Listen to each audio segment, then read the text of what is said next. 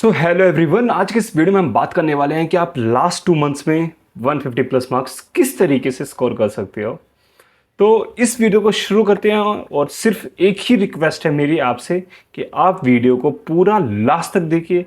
अगर आप लास्ट तक नहीं देखोगे तो आप बहुत सारी चीज़ें मिस करोगे और फिर मुझे आप बाद में आके बोलोगे कि आपने भैया ये तो बताया ही नहीं था। तो प्लीज़ प्लीज़ प्लीज़ सारी वीडियो के हर एक पार्ट जो है वो एक दूसरे से लिंक्ड है, तो बिल्कुल लास्ट तक देखना, वरना अभी ही स्किप कर दो। तो चलिए शुरू करते हैं। तो सबसे पहले हम बात करते हैं आइजर एप्टीट्यूड टेस्ट के बारे में। क्यों हम बात करें? क्योंकि बहुत सारे स्टूडेंट्स को आइजर एप्टीट्यूड टेस्ट के बारे में पता नहीं है। तो आइजर एप्टीट्यूड टेस्ट के थ्रू हमारा यहाँ पर 7 आइजर्स में एडमिशन होता है। उसके अलावा IISc बेंगलोर अपना और IIT मद्रास का BS in medical science and engineering in programs के लिए आइजर एप्टीट्यूड टेस्ट के थ्रू यहाँ पर हमारा एडमिशन होता है।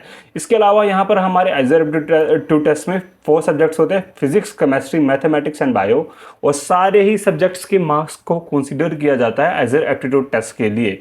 इसके बाद हम बात करें तो यहाँ पर हमारा PCM और PCB स्टूडेंट्स दोनों ही एलिजिबल होते हैं इस एग्ज़ाम के लिए।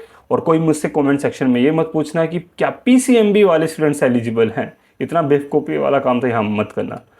इसके बाद यहाँ पर सबसे main point, there is no subject wise cut off. मतलब आपके किसी भी सब्जेक्ट में अगर 0 मार्क्स भी आ रहे हैं तो उससे कुछ ज़्यादा फर्क नहीं पड़ेगा। फर्क किससे पड़ता है? Overall marks. आपके ओवरऑल मार्क्स कितने आ रहे हैं उससे आपकी रैंक यहाँ पर बनेगी। बट इस चीज़ को आपको ऐसे नहीं लाइटली नहीं लेना है। अभी मैं आपको आगे बताऊंगा, तो पूरा अभी वीडियो को ध्यान से देखना। इसके बाद क्वेश्चंस के लेवल की बात करते हुए जेईई मेंस के अप्रोक्स जेईई मेंस लेवल के यहाँ पर आपको क्वेश्चंस देखने को मिलते हैं। इसके बाद हम बात करते हैं सिलेबस के बारे में। अब इसके अलावा आइजर एप्टीट्यूड टेस्ट की एलिजिबिलिटी के बारे में भी थोड़ा सा और बात कर लेना चाहिए था मुझे कि आइजर एप्टीट्यूड टेस्ट में सेकंड ड्रॉपर तक यहाँ स्टूडेंट्स अलाउड होते हैं और थर्ड ड्रॉपर से कोई भी अलाउड नहीं है। जो उन्होंने एलिजिबिलिटी क्राइटेरिया चेंज किया तो उन्होंने रिवर्स कर दिया है। तो यहाँ पर सेकंड ड्रॉपर तक यहाँ पर स्टूडेंट्स अलाउड है। सिलेबस की बात करें तो सिलेबस जो है वो उन्होंने अपनी वेबसाइट में डाल रखा है। मैं उसे आपको शो भी कर देता हूँ, 1 सेकेंड। तो जैसे ही आप यहाँ पर आइजर एप्टीट्यूड टेस्ट की वेबसाइट में जाओगे तो यहाँ पर आपको एप्टीट्यूड टेस्ट में यहाँ पर आपको देखने को मिल जाएगा सिलेबस। तो सिलेबस में आपको जाना है और यहाँ पर आप देखोगे प्लीज़ क्लिक हेयर। तो यहाँ क्लिक हेयर में आप जैसे ही क्लिक करोगे आपको यहाँ पर आपका सिलेबस देखने को मिल जाएगा। तो ये आपका सिलेबस है, इसे आपको फॉलो करना है। और ये मोस्टली जो अपना NCERT का रेशनलाइज सिलेबस है उससे काफ़ी मैच करता है, बट आपको इसे फॉलो करना है, NCERT के रेशनलाइज सिलेबस को नहीं फॉलो करना है। ये तो हो गया सिलेबस के बारे में, क्योंकि बहुत सारे बच्चों को इसके बारे में भी डाउट्स आते हैं। अब हम बात करते हैं मिस्टेक्स के बारे में कि आपको इस स्टेज में कौन कौन से मिस्टेक्स नहीं करनी चाहिए। सबसे मेन बात तो ये शॉर्टकट्स के पीछे बिल्कुल भी मत भागो। शॉर्टकट्स में बहुत सारे बच्चों क्या होता है कि इंपॉर्टेंट चैप्टर्स के पीछे भागने लग जाते हैं, सिर्फ इंपॉर्टेंट चैप्टर्स के पीछे।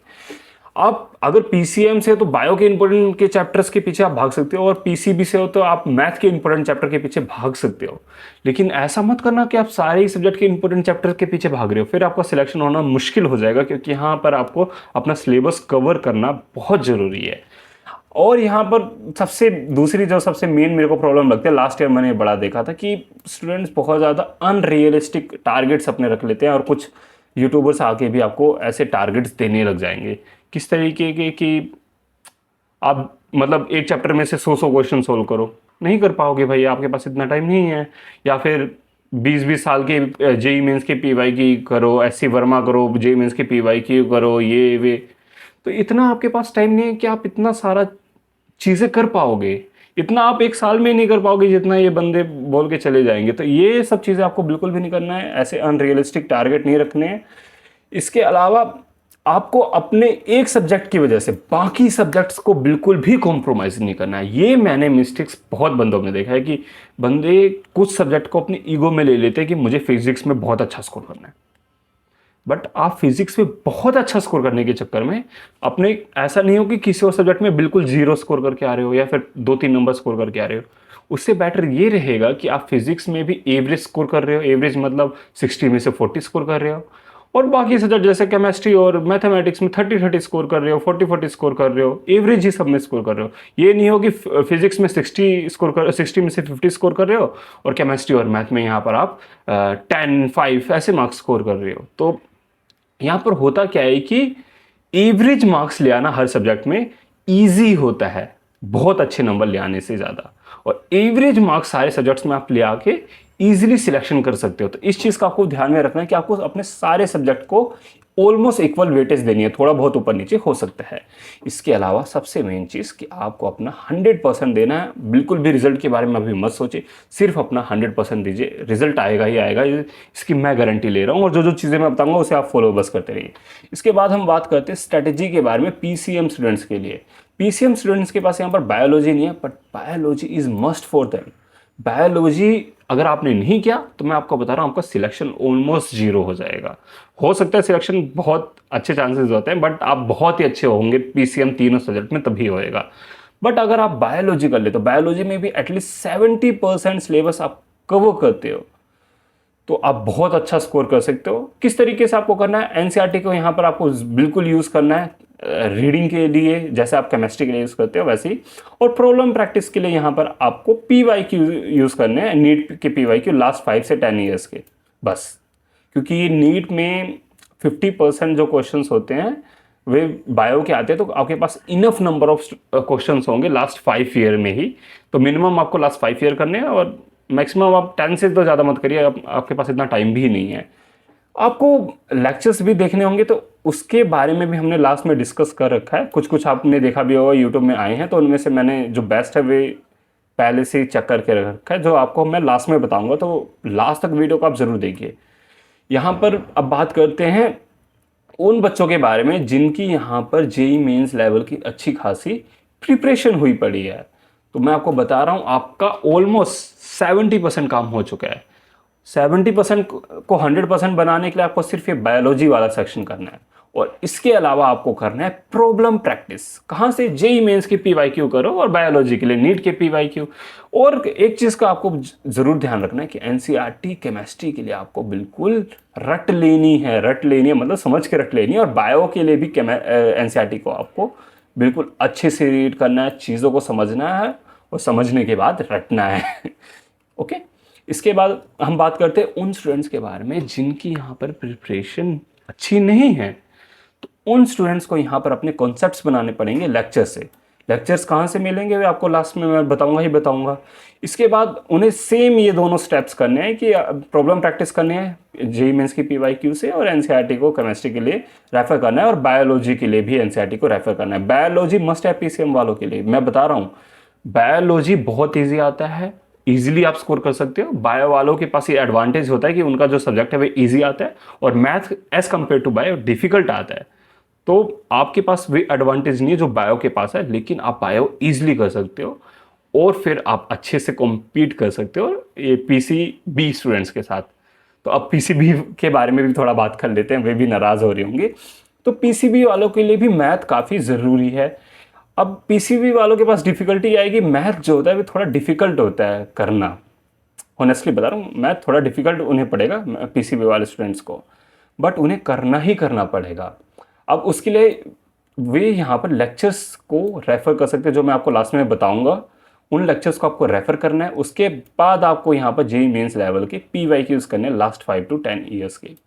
जिन बंदों को जेईई मेंस लेवल की पीवाईक्यू करने में कुछ ज़्यादा ही दिक्कत आएगी, तो उन्हें एनसीईआरटी को पहले करना है। पहले एनसीईआरटी करो, देन जेईई मेंस लेवल के पीवाईक्यू करो, क्योंकि डिफ़िकल्टी आएगी मुझे पता है। बट अगर आप सिर्फ एनसीईआरटी करके जाओगे तो काफ़ी डिफ़िकल्ट है। थोड़े बहुत क्वेश्चन आप बना लोगे, ये नहीं कह रहा हूँ कि एक भी क्वेश्चन नहीं बनेगा, थोड़े बहुत क्वेश्चन बन जाएंगे, बट डिफ़िकल्ट। ओके, अब हम बात करते हैं जिनकी पीसीबी स्टूडेंट जिनकी नीट लेवल की प्रिपरेशन हुई पड़ी है।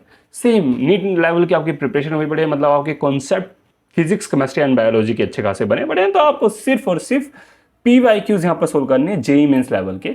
बायोलॉजी के लिए आप अपने नीट के ही पीवाईक्यूज को रेफर कर सकते हो, और एनसीईआरटी आपके लिए मस्ट है बायोलॉजी और केमिस्ट्री के लिए। ये आपको खुद भी आपको पता है कि नीट के लिए भी कितना एनसीईआरटी इन 2 सब्जेक्ट्स के लिए मस्ट बुक है।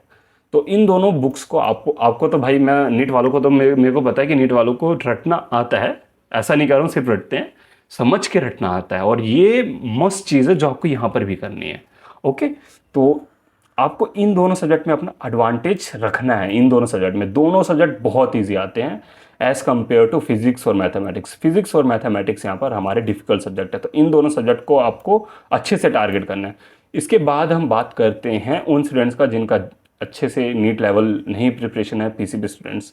तो they need to build their concept, तो उसके लिए आपको वहाँ पर लेक्चर्स देखने पड़ेंगे जो हम लास्ट में डिस्कस करेंगे। देन पीवाईक्यूज के थ्रू आपको प्रॉब्लम प्रैक्टिस करनी पड़ेगी, एंड एनसीईआरटी को आपको यूज़ करना है फिजिक्स, केमिस्ट्री एंड बायोलॉजी के लिए।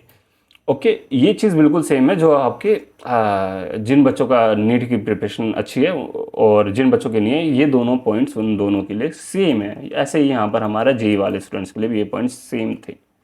इसके बाद हम बात करते हैं लेक्चर्स के बारे में, जिसके बारे में मैं बात कर रहा हूँ। तो मैंने देखा है यूट्यूब में अभी मोस्टली 2 ही हैं, जिसमें से मैं साइकेस्ट्रा को बिल्कुल आँख बंद करके रिकमेंड करूँगा, क्योंकि उनकी एक तो मैंने वीडियोस थोड़ा बहुत देखा है, मेरे पास इतना टाइम नहीं है कि मैं पूरी वीडियोस देख पाऊँ, बट जैसे मैंने काइनेमैटिक्स का देखा था, एक भैया हैं वे एज ए टीबीएम से थे, तो बहुत बढ़िया समझा रहे थे, तो उसके अकॉर्डिंग, और ऊपर से उनके पास काफ़ी अच्छा खासा एक्सपीरियंस है आईआईटी का, तो उन्हें पता है कि क्या चीज़ें पढ़ानी है, किस तरीके से पढ़ानी है और किस डिफ़िकल्टी लेवल तक लेके जाना है।